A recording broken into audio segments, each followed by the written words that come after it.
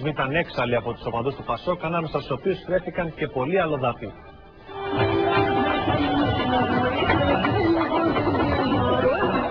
Αυτό σίγουρα δεν τους είδατε χθες το βράδυ. Είναι οπαδοί του Πασόκ από το Μπαγκλαντές και το Πακιστάν.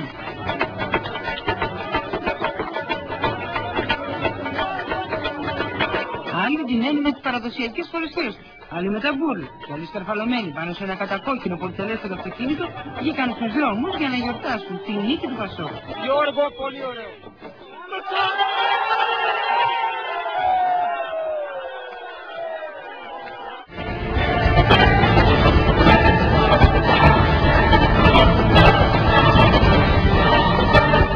Της κεντρικής Μακεδονίας, μια περιφέρεια που αξίζει και θα γίνει εφαλτήριο της νέας ανάπτυξης. Μια περιφέρεια που στη νέα εποχή ανοίγει, δημοκρατική, αυτοδιοικούμενη, αυτοδύναμη, θα αποτελέσει την έμπροσθα φυλακή της Ευρώπης των περιφερειών. Είναι η Θεσσαλονίκη, είναι η πόλη που οραματίζομαι, αλλά που και γίνεται πραγματική πρωτεύουσα της Νέας Βαλκανικής.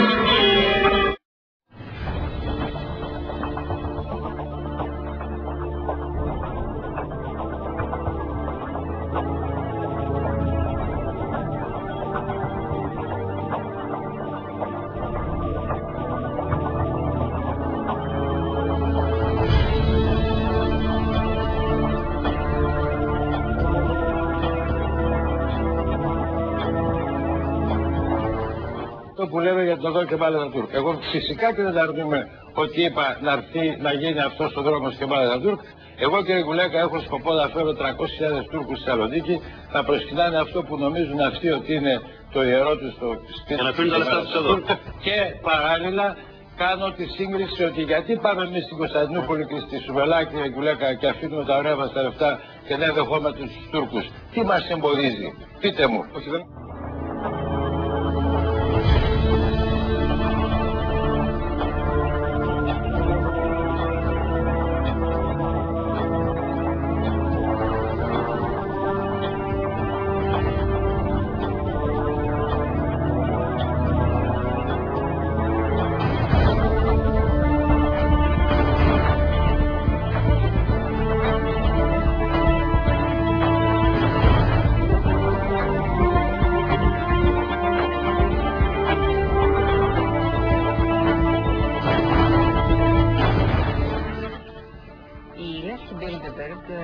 Είναι αυτό που λέμε think tank, δηλαδή είναι ένα φόρουμ το οποίο δεν έχει σταθερή σύνθεση, συνεδριάζει κάθε χρόνο σε διαφορετική πόλη, οργανώνεται από μια ομάδα.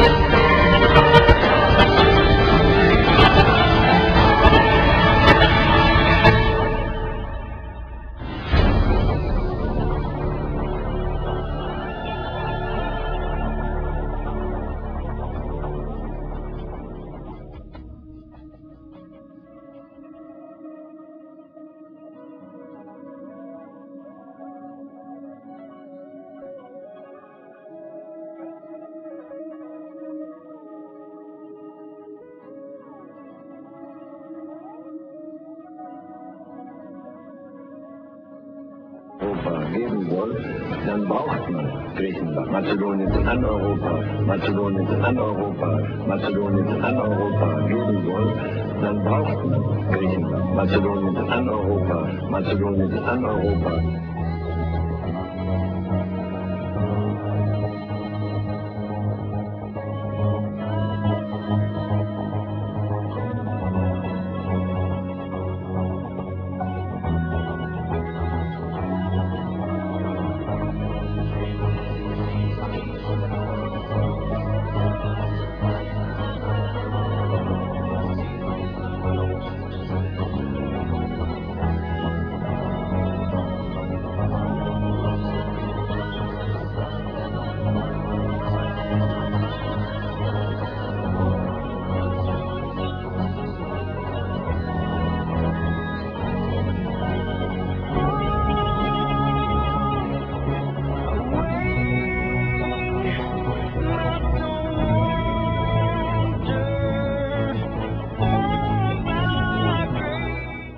Βάζετε θέμα σχέσεων ανάμεσα στους μαθητές και στους γονείς. Προφανώς.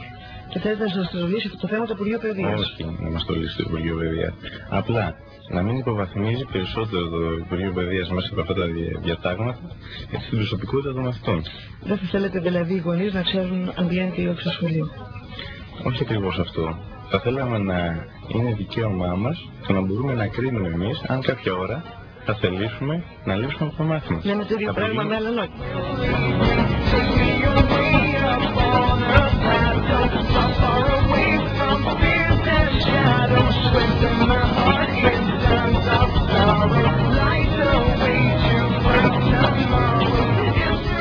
Θέλω να ευχαριστήσω την κυβέρνηση των Ηνωμένων Πολιτειών για την πρωτοβουλία και την βοήθειά του.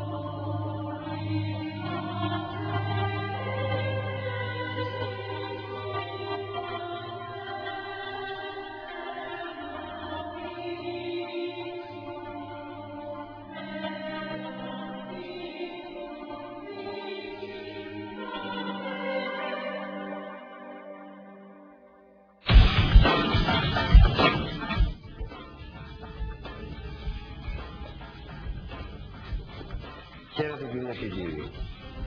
Πολλοί από εσάς έχετε ακούσει ή έχετε διαβάσει για τη μασονία, για τους τέκτονες.